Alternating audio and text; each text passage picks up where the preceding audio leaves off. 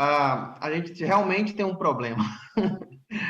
Que, na verdade, esses insumos, né, os insumos são, de uma linguagem mais simples, aqueles ingredientes que são utilizados para a produção da vacina.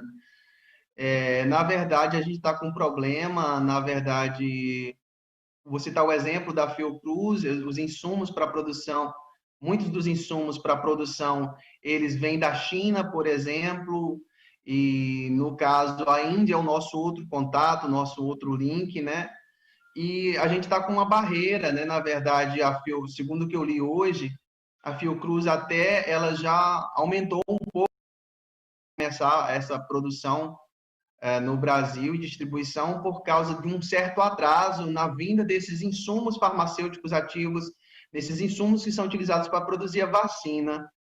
E o que me parece é muito uma questão também de diplomacia, uma questão política, né? Uma questão política, uma questão em que quando a gente sabe, né, que no nosso meio, quando a gente tem amizade, quando a gente tem empatia, Abelardo, tudo fica muito mais fácil de se conseguir.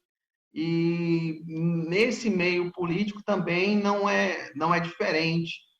Nós tivemos alguns embates do Brasil, uma rejeição por parte do Brasil no sentido das vacinas de um modo geral, e a gente sabe que tem também um embate político muito grande do Brasil com a China, e o povo fica sabendo, né, Abelardo? Você tem um país que, se você exemplo, né, que é o grande envolvido nesse momento, um nome de muita importância, boa parte da produção industrial, não só de insumos farmacêuticos, mas de insumos, produtos tecnológicos, o mundo depende disso, o mundo depende de muita parte do que é produzido na China, e agora não é diferente.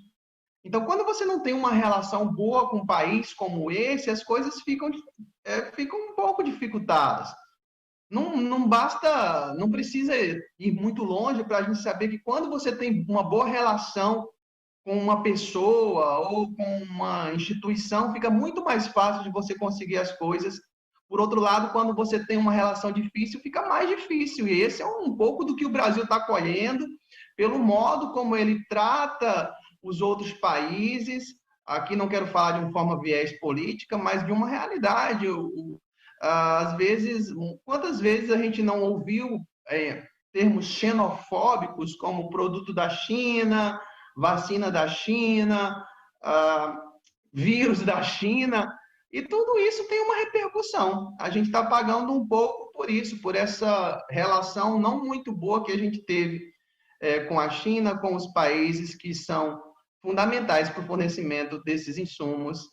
Mas eu espero, né, que haja uma postura por parte dos políticos em negociar diplomaticamente a fim de facilitar a vinda o mais precoce possível desses insumos para que as vacinas possam ser produzidas e distribuídas para a população o quanto antes.